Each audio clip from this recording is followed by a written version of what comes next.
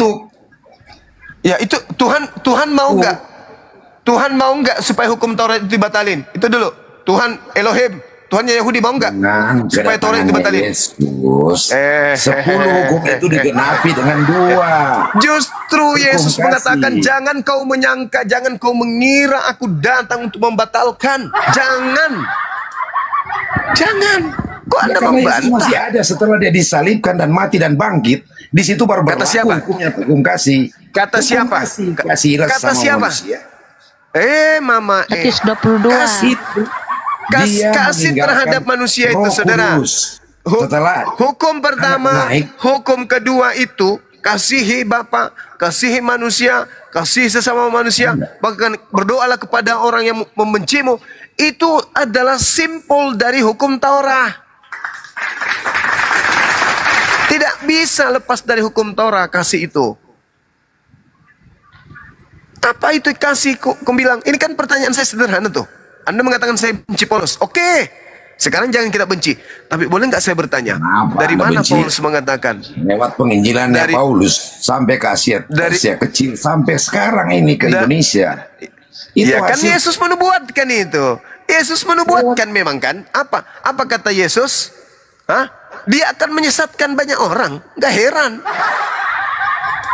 Kalau nggak banyak orang yang dia menjadi Kristen, berarti nubuatan Yesus itu batal dong. Kan Yesus mengatakan kepada muridnya, waspadalah kepada penyesat yang datang kepadamu dengan memakai namaku dan berkata, akulah Kristus. Paulus menjual agama, menjual ajaran, menjual 13 kitab kepada orang Roma. Nama siapa yang dia jual? Coba kau jujur sama saya. Setelah Yesus Jangan naik ke sebut surga. namaku. Hei, saudara. Penyesat Setelah itu Yesus datang. naik ke surga, dia mengutus Roh Kudus. Nenekmu kiper, nggak ada Yesus mengutus Roh Kudus. Dengar, ketika Yesus mengatakan waspadalah kepada penyesat yang datang kepadamu dengan memakai namaku dan berkata akulah Kristus. Pertanyaan saya, Paulus menjual 13 kitabnya kepada orang Roma, mengajarkan dirinya adalah rasul, utusan Tuhan, ketemu dengan Tuhannya di padang gurun. Nama siapa yang dia jual? Nama siapa?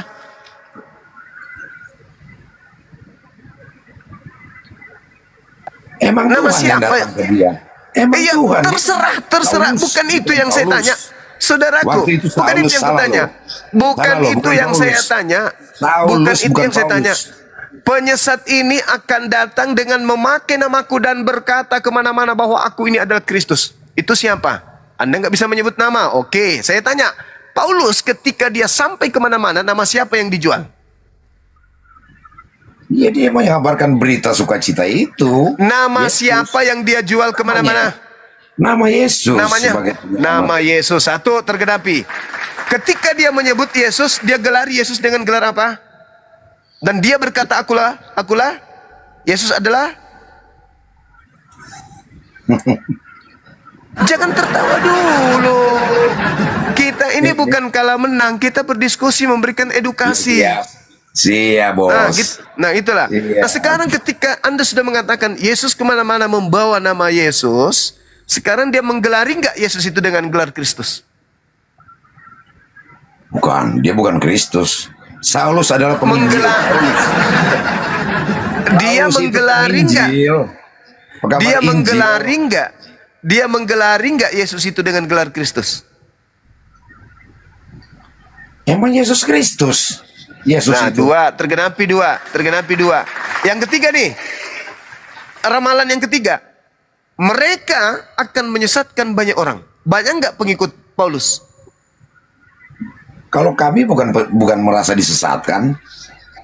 Bukan. Saya enggak menuduh Anda. Tidak disesatkan oleh Paulus.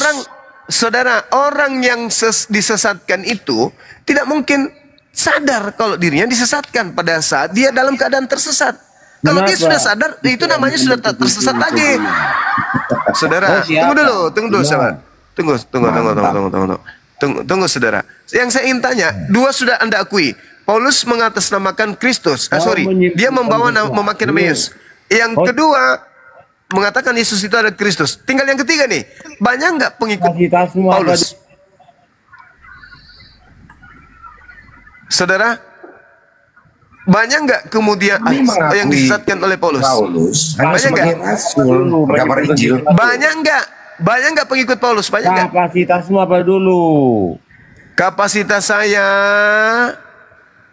sebagai seorang penginjil jalanan membersihkan Yesus dari orang-orang kafir seperti kalian. Apa sertifikatmu? Siapa yang ngakui kau? Nggak perlu sertifikat.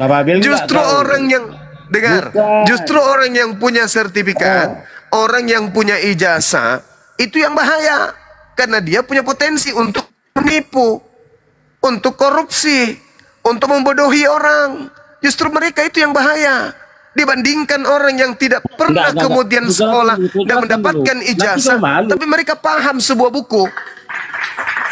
Jangan Anda sebut ijazah di sini. Jangan. Orang punya ijazah bukan membuktikan orang itu pintar. Orang punya ijazah hanya membuktikan kalau orang itu pernah sekolah. Tapi bukan berarti mereka yang tidak punya ijazah itu tidak pintar. Nabi-nabi tidak ada yang sekolah, tidak ada yang punya ijazah. Paulus, apa ijazahnya Paulus? Dia bisa jadi nabi, bisa jadi rasul. Dia bisa ngarang buku, 13 buku. Roh Kudus itu, bos. Roh setan itu yang kau maksud, bukan Roh Kudus. Loh, Roh setan Roh dari Kudus. mana? Saudara ngerti nggak Roh Kudus itu apa? Setelah Yesus naik ke surga, dia Saya tanya dulu. Roh Kudus itu Yesus apa? naik ke surga, dia mengutus Roh Kudus Kudus. itu artinya apa? Kudus itu artinya apa? Roh Kudus yang diutus oleh Yesus. Kudus itu artinya apa? Tak bercacat, tak bercela. Kudus artinya apa? Kudus artinya apa? Suci. Kados artinya suci.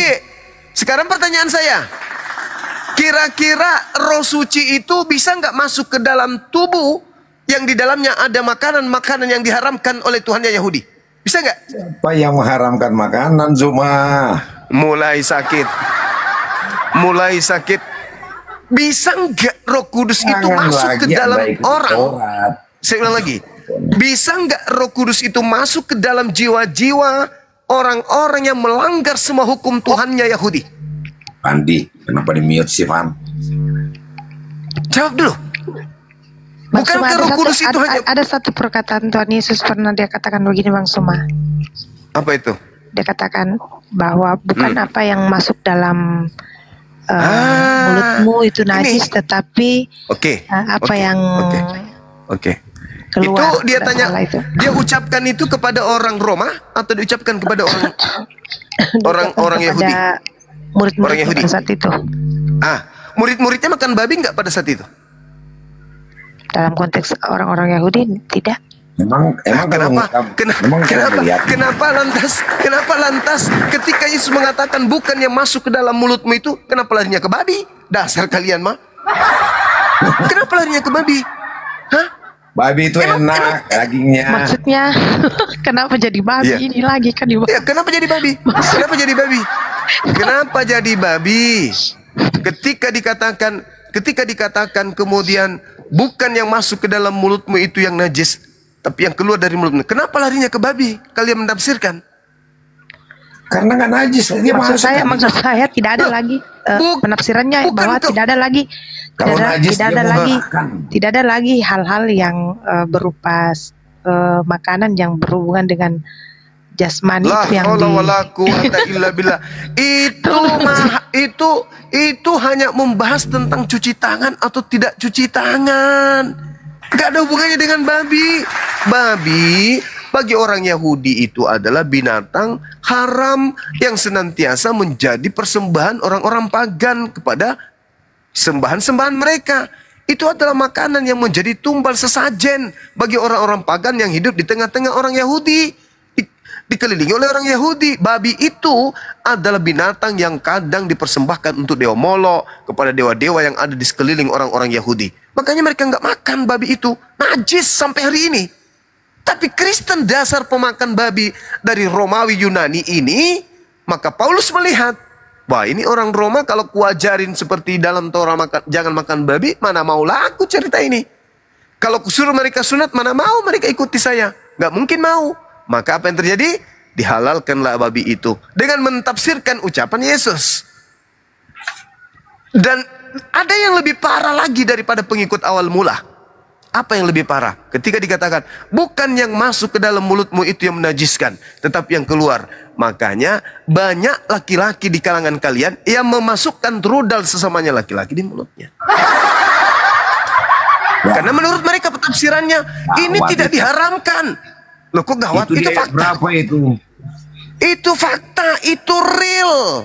Itu real, itu fakta. Gak usah kau malu-malu mengakui itu. Karena kenapa? Tabiat babi juga memang kayak begitu. Kadang dia naiki dulu sesama, baru menaiki beda-beda sesamanya. Itu. Kalau kami bukan yang masuk, ya? bukan yang memasukkan, yang masuk ke dalam tubuh itu. Tuh. Ini salah satunya. Yang kalau kemudian babi aja, yang babi aja jelas-jelas diharamkan, apalagi kalau cuma rudal tumpul. Inilah yang terjadi. Tafsiran yang asal tafsir, karena memang agamanya bukan dari langit, agama buatan manusia. Ini real, ini fakta. Kenapa seorang pendeta yang mendapatkan ijazah mau mengatakan itu? Aku berkati kamu dengan ini, silakan main pedang ya, mulai hari malam ini. Ting, kalau perlu videokan, viralkan supaya banyak terpengaruh. Salome. Itu yang terjadi. Karena mentafsirkan seenak perut ucapan Yesus sesuai dengan selera. Itulah yang ada hari ini. Makanya kalau bisa, ya harus sekali-kali. Apa sih? Orang lagi nangis malah tertawa. Gak jadi. Jadi begitu saudara. Ya, mari kita menggunakan akal sehat kita. Bukan masalah menang kalah. Apa yang ada pada diri kalian itu sudah diterangkan dalam Al-Quran. Sedangkan nabiku tidak pernah belajar tentang kitab kalian. Tertuang, semua-muanya tertuang di dalam Al-Quran tentang tabiat, sikap kalian, perbuatan kalian, tipikal kalian, ciri-ciri kalian, tujuan hidup kalian. Itu semuanya sudah diterangkan dalam Al-Quran. Kami hanya membantu kemudian untuk menjelaskan itu. Jadi kembali kepada tema, Yesus kami nggak mati. Yesus yang kalian sembah, yang kalian anggap mati itu adalah manusia yang dikutuk oleh Elohim berdasarkan sumpah serapah Paulus, dan juga tuduhan Paulus merujuk kepada sebab ada tertulis, terkutuklah dia yang digantung di atas tiang salib. Di mana tertulis? Ulangan 21 nomor 22 dan 23. Apa yang tertulis di sana?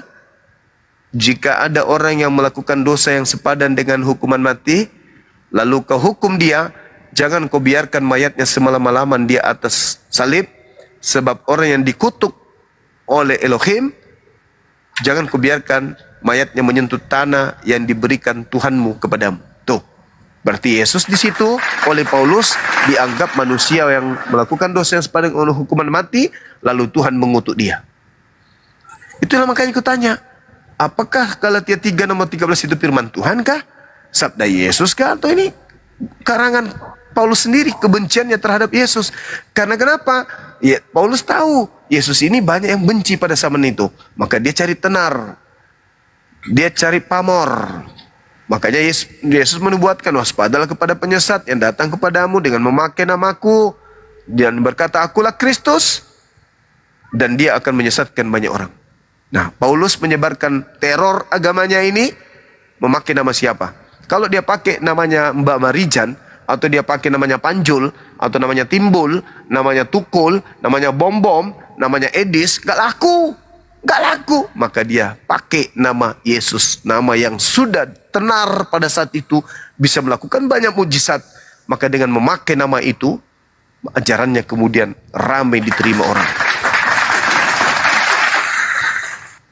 Itu Kelihatannya si Juma percaya banget sama Taurat ya. Kenapa? Dari tadi ngomongin Taurat semua itu, perjanjian lama. Itu bukan Taurat, itu perjanjian lama.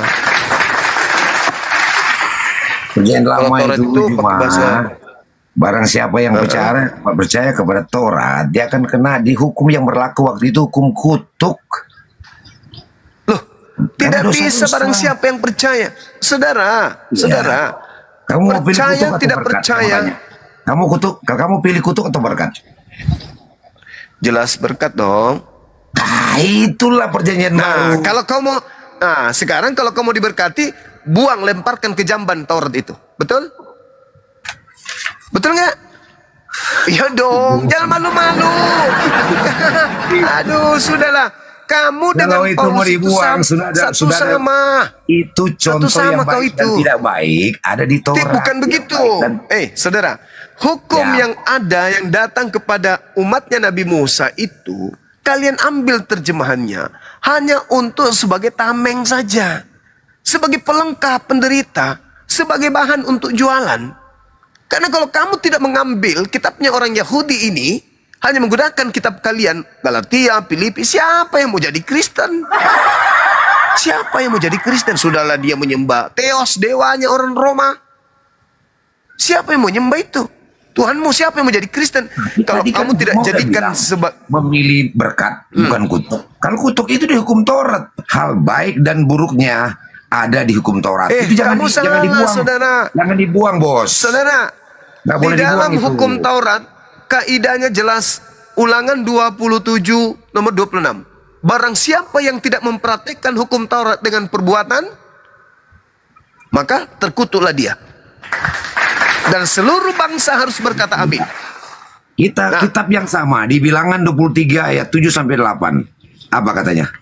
Siapa yang mengutuk, dia akan dikutuk. Itu hati-hati loh, Juma. Kamu sudah mengutuk Yesus di kayu salib. Ya. Siapa yang mengutuk? Kalian yang mengutuk. Kalian yang ngomong. Anehnya ini. Anda yang ngomong, sayang. Saya mengatakan tuh temaku, itu temaku tuh temaku. Yesus kami nggak mati. Dengan demikian dia bebas dari kutuk. Karena yang disalib itulah yang dikutuk. Apa sih? Justru kalian yang menginginkan Yesus itu dikutuk demi untuk membebaskan kutukan kalian. Apa yang kalian kemudian lapisin bibir kalian itu? Sebenarnya Yesus itu tidak terkutuk loh. Tapi karena dosa-dosa kita. Hei, faktanya yang digantung siapa? Kamu atau Yesus? Yesus, berarti dia yang dikutuk. Pasti Kalian dari hanya Yudas nih. Dari ke Yudas nih yang digantung. Enggak.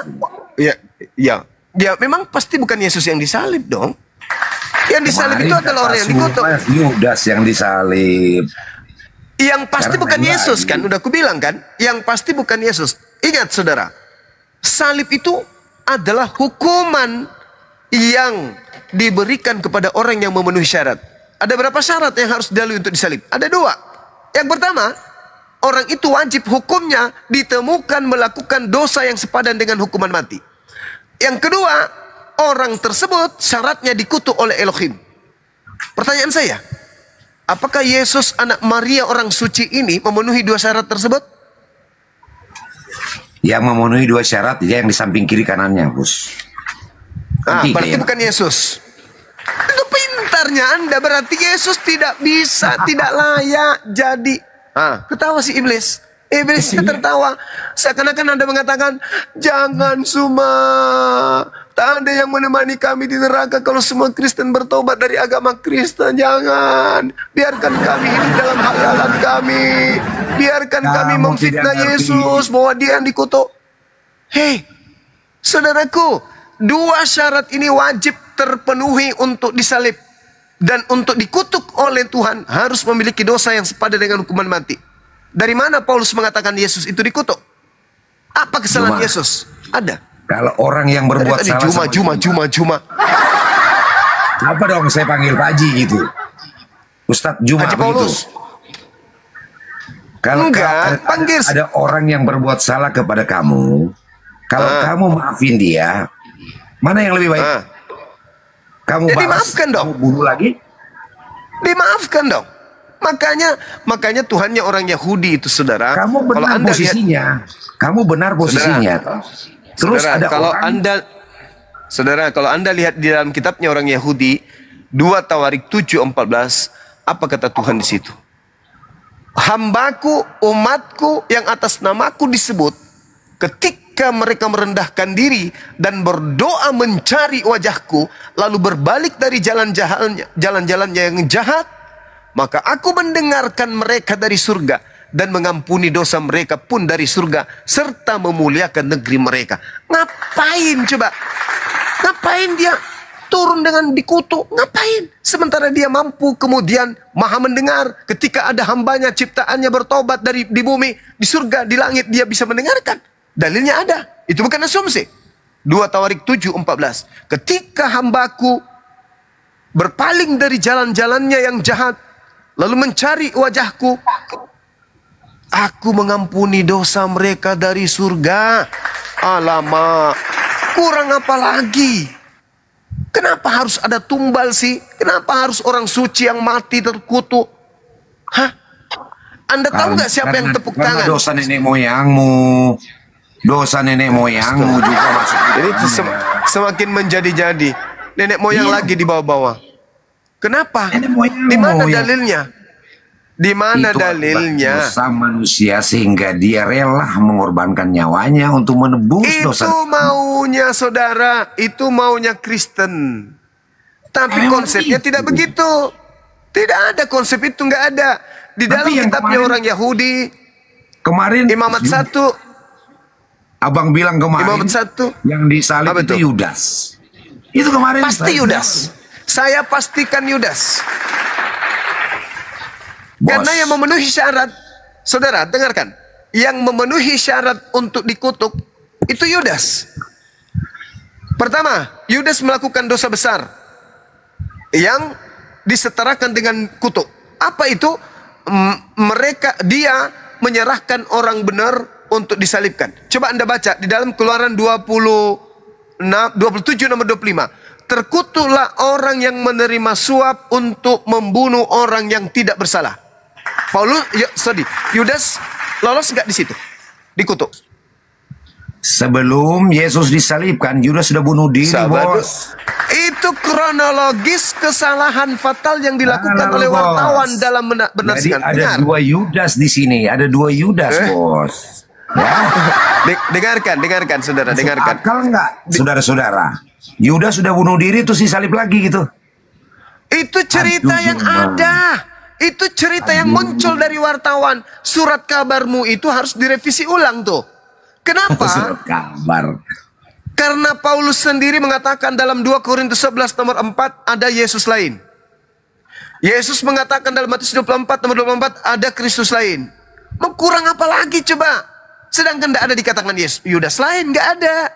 Yang ada kemudian jelas. Ulangan 27 nomor 25, terkutuklah orang yang makan suap untuk menyerahkan orang benar agar dibunuh. Yudas lolos nggak di situ? Dari tadi saya udah sampaikan Pak Yudas. Yudas itu menurut kamu ada dua, Yudas yang bunuh diri sama Yudas yang disalib. Masuk akal nggak sih cuma? Sudahlah. Saudaraku, jujur dulu. Yudas lolos nggak di situ? Di syarat pertama untuk disalib. Berat kan? Berat. Yudas yang di samping kiri kanan itu adalah pembunuh. Mereka semua itu.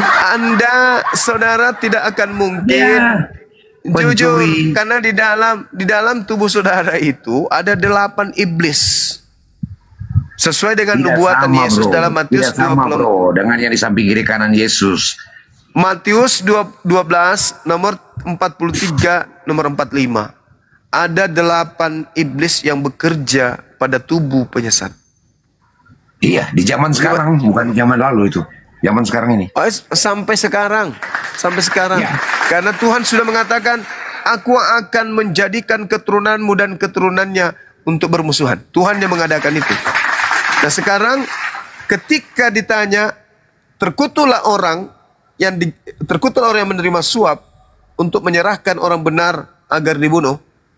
Itu yang memenuhi syarat Yesus atau Yudas? Tidak sama bos. Iblismu kuat saudara. Yudas penuh dengan penyesalan setelah dia menerima uang 30 keping perak. Dia menyesal. Iblismu nanti aku ceritakan, bos. Nanti saya ceritakan saudara, Dia menyesal dan bunuh diri. Saya buktikan kepada Anda sedikit lagi bahwasanya apa yang ada di dalam kitab saudara tentang penyaliban itu, tentang Yudas itu bunuh diri, itu dua cerita yang berbeda antara Kisah Para Rasul 1 dengan Matius 20. Matius 20 berapa teman-teman? 27 ya? Iya, 27. Itu bertentangan. Kalau ada dua wartawan sudah bertentangan ceritana, itu sudah tidak bisa dipercaya itu berita. Dan itu terjadi dengan akurat di dalam kitab saudara. Oke? Nah, kembali kepada tema kita. Bahwasanya Yesus itu tidak disalib karena Yesus tidak memenuhi syarat untuk disalib. Kenapa saya katakan Yesus tidak memenuhi syarat untuk disalibkan? Karena Yesusnya itu jelas orang suci, orang yang dimuliakan sejak dunia belum dijadikan. Kemuliaannya berada pada sisi Tuhan jauh sebelum dia diciptakan menjadi manusia. Kemuliaan yang disediakan Tuhan untuk dianya itu sudah ada. Bagaimana mungkin orang yang suci ini dikutuk oleh Tuhan? Apakah Anda sadar, saudara? Sebelum Anda menjadi Kristen, orang-orang Roma, orang-orang Yunani, mereka itu adalah pendosa-pendosa besar. Membunuh, merampok, memperkaos, dan seterusnya. Orang-orang beringas semua. Anda rela Yesus yang orang suci ini menebus dosa-dosa manusia laknat seperti mereka? Masuk dalam otak Anda tuh. Dari mana lu tahu itu orang-orang pembunuh dan lain-lain itu? Orang Yunani. Astagfirullahaladzim, ya Allah ya Karim. Kok ngarang lagi? Di ayat berapa itu? La haula wala quwata illa billah. Orang-orang di luar bangsa Yahudi, apakah mereka hidup punya aturan?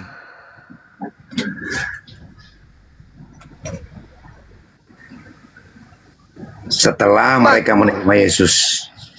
Nah, sudah punya aturan setelah mereka menerima Yesus, katamu. Berarti sebelumnya kemana-mana, Paulus sudah sampai kemana-mana. Injil udah. Karena memang dikatakan nubuatannya memang begitu. Matius 23 nomor 15, menyeberangi lautan, menjelajahi daratan untuk mentobatkan orang menjadi pengikutnya dan menjadikannya sebagai orang neraka dan 2 kali lebih jahat daripada Paulus. Memang sudah dinubuatkan itu dan akan menyesatkan banyak orang. Kan sudah dinubuatkan memang kayak begitu modelnya. Menyesatkan sih, Paulus menyesatkan dari mana? Kalau tidak menyesatkan, sekarang mari kita bandingkan. Justru kata Yesus, kami bersyukur karena lewat Paulus. Ya kamu kan pengikutnya. Ya pastilah kamu bersyukur. Sekarang begini, saudara. Sekarang begini. Yesus mengatakan di dalam Matius 5 nomor 19, barang siapa yang meniadakan hukum Taurat meskipun yang paling terkecil, maka dia akan menempati neraka. Itu kata Yesus. Sebelum dia disalibkan, bos. Sebelum dia disalibkan. Berarti termasuk dia dong. Berarti termasuk dia ke neraka dong. Sebelum dia disalibkan dia ngomong begitu, tapi selesai dia mengatakan barang siapa yang meniadakan hukum Taurat meskipun yang paling terkecil, maka dia akan menempati tempat rendah dalam kerajaan langit. Ketika dia mati disalib, dia menghilangkan hukum Taurat, betul? Dia membatalkan semuanya hukum Taurat, betul? Iya, karena dengan kematian kebangkitan. Berarti dia menempati tempat terhina.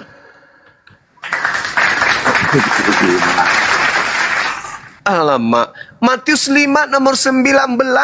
Barang siapa sebelum dia disalibkan dan mati dan bangkit, itu dia ngomong begitu. Barang siapa yang meniadakan hukum Taurat meskipun yang paling terkecil, maka dia akan menempati tempat terhina di kerajaan langit. Barang siapa termasuk dirinya. Makanya yang disalib itu bukan dirinya. Karena tidak mungkin seorang Yesus manusia suci ini menempati neraka, nggak mungkin. Maka iblislah yang datang kepada yang menggantikan Yesus manusia dikutuk ini untuk mengajarkan orang-orang di luar Yahudi untuk menjadi Kristen supaya pengikutnya banyak. Coba, ada nggak Yesus mengajarkan kemudian mengibadahi dirinya? Gak ada. Iblis mau nggak supaya manusia itu menyembah kepada selain daripada pencipta? Mau. Tuhan datang mengajarkan bersunat. Mau nggak iblis menyerongkan ajaran sunat ini? Mau nggak iblis? Ada nggak misi iblis untuk menyerongkan firman Tuhan untuk bersunat? Ada. Ketika kemudian Tuhan datang kepada nabi-nabinya mengharamkan babi, diam nggak iblis di situ? Ada nggak upaya iblis kemudian menghalalkan babi? Seperti ketika dia menghalalkan untuk Adam makan buah pengetahuan dan jahat. Ketika diperintahkan Tuhan untuk menjaga, mengkuduskan hari Sabat Sabtu, ada nggak iblis datang mau merubah itu? Jelas ada. Maka terka diri Anda, cerna diri Anda. Kenapa ajaran Anda ini seluruhnya bertentangan dengan muatan-muatan firman Tuhan yang datang kepada orang-orang Yahudi? Kenapa? Orang Yahudi Sabtu, Anda Minggu. Orang Yahudi sunat, Anda tidak sunat. Orang Yahudi menyembah Elohim, Adonai Eloheinu, Adonai Ahad. Justru Anda menyembah 3 pribadi manusia, makhluk dan juga manusia serta burung merpati. Sama nggak? Nggak sama. Orang Yahudinya bersunat, Anda tidak bersunat. Orang Yahudi yang tidak makan babi, Anda makan babi. Anda siapa sebenarnya ini? Kenapa mesti beda? Sementara Yesus mengatakan, barang siapa yang percaya kepada-Aku, dia akan mengasihi Aku. Barang siapa mengasihi Aku, dia akan melakukan pekerjaan-pekerjaan yang Aku lakukan. Pernah nggak Yesus mengerjakan pekerjaan makan babi? Pernah nggak? Nggak pernah. Pernah nggak Yesus kemudian mengerjakan dakwah atau penginjilan jangan bersunat? Nggak pernah. Pernah nggak Yesus mengajarkan untuk ibadah minggu? Nggak pernah. Pernah nggak Yesus mengajarkan untuk diibadahi, disembah, dituhankan? Nggak pernah. Jadi, Kristen ini ikut siapa? Makna yang lebih dalam daripada ritual fisik, bos. Mulai muncul. Ularnya muncul. Sunat-sunat apa? Tinggal tarik ujungnya gunting perat, udah selesai. Itu sunat. Janganlah ikut tafsirkan. Nabi Abraham sudah mempraktikkan itu. Dan apa kata Tuhan? Inilah perjanjian kekalku dengan engkau wahai Abraham, dengan anakmu, dengan keturunanmu secara turun-temurun. Apa itu? Setiap laki-laki yang ada di tengah-tengahmu, baik yang anakmu atau orang asing atau orang yang kau beli yang tinggal bersamamu di rumahmu, harus dipotong nonotnya. Kalau tidak, maka dia harus dibunuh karena dia telah membatalkan perjanjian kekalku. Apalagi kamu tafsir? Oh enggak, sunat kulub itu Bang Suma apa? Pagi-pagi dikipas, habis itu dikasih lipstick ujungnya, habis itu dikasih bedak, kasih parfum, kasih helm. Itu maksudnya tafsirannya. Bos, sunat di perjanjian baru lebih menekankan pada sunat hati, yaitu sunat pembersihan hati dan dosa. Kamu ngerti nggak sunat hati itu? Kau paham nggak itu sunat hati? Dan sunat hati duniawi, serta hidup dalam pertobatan. Sunat hati itu, saudara, Anda baca Ulangan 16, sunat hati itu adalah menundukkan hati untuk tunduk kepada keinginan Tuhan. Keinginan Tuhan bagi ente yang cinta dengan kulub ente yang geriting itu, potong. Itu keinginan Tuhan. Kalau kamu tidak mengikuti keinginan Tuhan, berarti kamu sombong, engkau angkuh, engkau congkak, tertengkuk, hatimu tidak tunduk, berarti hatimu tidak disunat. Sunat fisik tidak lagi menjadi syarat keselamatan, bos. Kata siapa? Kata siapa? Sunat fisik tidak lagi menjadi syarat keselamatan. Firman Tuhan mengatakan, barang siapa yang tidak bersunat, tidak memotong kulitnya, bunuhlah. Karena dia telah membatalkan perjanjian kekalku. Di dalam Kejadian 17 nomor 14. Sekarang siapa yang mengatakan bahwa sunat itu tidak penting? Ayo, Tuhan Anda. Itu sunat. Ayo. Di perjanjian baru sunat fisik tidak lagi menjadi syarat keselamatan. Siapa yang berfirman di perjanjian baru? Siapa? Kalau yang kubacakan tadi itu Tuhannya Yahudi. Namanya Yod-Heh-Vaveh Adonai Hashem, mengatakan barang siapa yang tidak menyunatkan nonotnya, maka dia harus dibunuh karena telah membatalkan perjanjian kekalku. Tuh. Nah sekarang Anda di dalam perjanjian baru tidak lagi diwajibkan, malah dilarang. Itu tubuh yang lama yang penuh dengan dosa. Mulai tubuh yang lama ular yang penuh dengan dosa. Mulai saudara-saudara, pembantah Tuhan ini mulai berkreasi. Saya bertanya loh, Galatia 5 nomor 2, barang siapa yang menyunatkan nonotnya, maka Yesus Kristus tidak berguna baginya. Itu firman Tuhan kah? Hah? Itu firman Tuhan, saudara. Berarti Paulus sudah kolam jadi Tuhan. Makanya Tuhan mengatakan di dalam penyampaiannya, barang siapa yang mengikuti ilah-ilah lain, maka tanganmu sendiri yang harus melontarinya batu.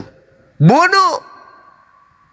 Nah sekarang Yesus juga mengatakan, bapaklah yang menjadi, iblislah yang menjadi bapakmu, dan kamu mau melakukan keinginan-keinginan bapakmu. Bapakmu Paulus menginginkan kamu agar jangan kau bersunat.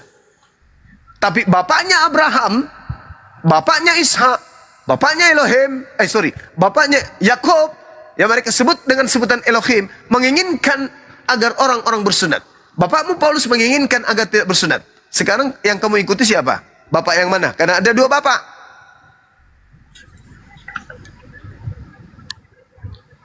Kamu pelihara itu, kau punya kulup sampai dia seperti jengger ayam, itu siapa yang perintahkan pelihara?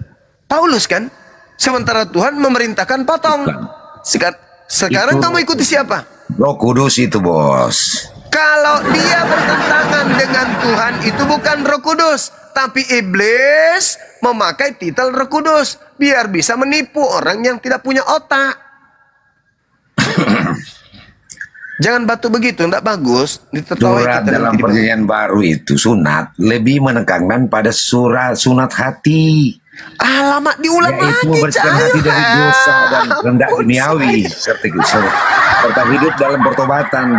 Itu sunat fisik, tidak lagi menjadi syarat keselamatan. Diulang lagi, yang disebut sunat hati itu adalah menundukkan hati, tunduk berserah diri kepada perintah Tuhan. Itu sunat hati. Sombong itu penyakit hati. Angku penyakit hati. Iri penyakit hati. Ya, apalagi hasad penyakit hati. Ketika hati ini disunat, maka sifat-sifat tercela itu tadi itu yang harus tunduk, hilang. Itu arti sunat hati itu meninggalkan tubuh yang lama dan hidup yang baru dalam Kristus. Itu relevan, bos. Relevan itu. Saudara, apa yang ditinggalkan oleh orang Roma setelah dia menjadi Kristen? Kebiasaan lama mana yang ditinggalkan? Makan babi terus berlanjut. Ibadah minggu terus berlanjut. Apa? Natalan terus berlanjut. Minum khamar terus berlanjut. Tidak potong kulup terus berlanjut. Mana hidup barunya, Cak Ayu, mana? Mana hidup barunya? Kamu nggak mengerti tentang Matius 15 ayat 11 itu. Yesus sendiri yang menunjukkan. Yesus sendiri yang menunjukkan bahwa bukan yang masuk ke dalam mulut yang menajiskan seseorang. Astagfirullahaladzim, ya Allah ya Karim. Kembali lagi ke situ.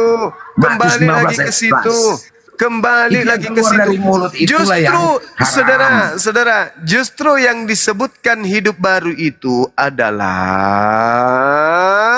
meninggalkan hidup lama.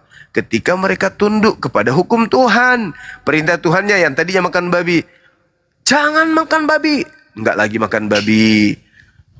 Yang tadinya berkulup, begitu masuk jadi pengikut Tuhan, potong kulupmu, potong kulupnya. Yang tadinya ibadahnya minggu, kuduskan hari Sabat, dia berubah menjadi hari Sabat. Jangan ada ilah lain di hadapanku, semata-mata menyembah kepada ilahnya Abraham, Ishak dan Yakub, tidak menyembah lagi kepada ilahnya yang bernama Yesus. Itu hidup baru, jangan kau balik. Orang Roma ketika dia menjadi Katolik, tidak hidup baru, sama doang. Makannya babi, ibadahnya tidak sujud, ibadah sembah yang hari Minggu, nyanyi-nyanyi, minum khamar, alkohol, makan babi, seluruh makanan dimakan, tidak ada yang diharamkan. Itu bukan hidup baru. Tuhan menciptakan langit dan bumi dan segala isinya. Mulai lagi. Hanya satu hari. Mulai. Emang lu Tuhan? Emang lu Tuhan? Hari ke-7 itu hari Minggu itu hari pertama. Makanya disebut Ahad. Ahad itu satu. Shema Israel, Adonai Elohenu, Adonai Ahad. Ahad itu Sabtu. Ahad itu Minggu, satu. Jadi kalau Minggu adalah 1, Senin 2, Selasa 3, Rabu 4, Kamis, Jumat. Kamis adalah 5, Jumat adalah 6, Kemudian 7 adalah Sabtu. Kembali lagi ke 1 hari Minggu. Astagfirullahaladzim, ya Allah ya Karim. Kalian itu bukan hidup baru, hidup lama, cuman ganti merek. Tadinya Romawi, kuno. Kenapa di Indonesia dipetukan? Kita berbicara mengenai agama. Kita berbicara mengenai agama. Kita berbicara mengenai agama, bukan berbicara mengenai kehidupan humanis kita di Indonesia ini, bukan, saudara. Ketika kemudian Anda berbicara mengenai agama, maka tanggalkan predikat kenegaraan. Anda juga pakai kalender, bos. Ya. Apa sih saudaraku ini? Jelas pakai kalender lah. Apa hubungannya? Tuhan mengatakan apa, Anda menjawab apa? Kalau hidup baru itu, yang tadinya makan babi, nggak makan babi. Orang Roma yang tadinya belum masuk Katolik, karena nanti Katolik ini menjadi agama resmi Kekaisaran Romawi, setelah kemudian mereka ingin wilayah-wilayah yang ada di bawah kuasanya tunduk kepada gereja. Nah sekarang, apakah disebut orang Romawi sebelum masuk Katolik ini hidup baru? 1, mereka sebelumnya makan babi. Begitu masuk Katolik, masih makan babi. Hidup baru nggak itu? Enggak. Yang tadinya mereka politeisme, animisme. Di mana Al-Quran lu melarang lu untuk nggak makan babi? Di mana ayatnya? Astagfirullahaladzim, ya Allah ya Karim. Di mana? Jadi, sabar dulu. Jadi saya katakan lagi, hidup baru itu tak ada. Ketika mereka pesta menyembah kepada dewa mereka hari Minggu, ya, mereka masuk Katolik, tetap beribadah hari Minggu, sama doang. Ketika mereka sebelum masuk Katolik, nonot masih berhelm, masuk Katolik pakai berhelm masih sama. Jadi mana hidup barunya? Mana? Gak ada hidup baru itu.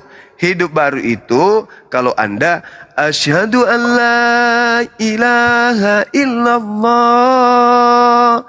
wa asyhadu anna Muhammadar Rasulullah. Itu hidup baru. Begitu masuk langsung dipotong. Tiak, hilang kulub, selamat tinggal kulub bau. Gak makan lagi babi, tubuh bersih. Dari anjing gak ada lagi gonggong masuk. Tidak ada lagi ular, tidak ada kelelawar, nggak ada padalek, tidak ada lagi kuda nil, tidak ada lagi minuman khamar masuk, nggak ada lagi darah masuk, nggak ada tua lagi masuk. Itu hidup baru.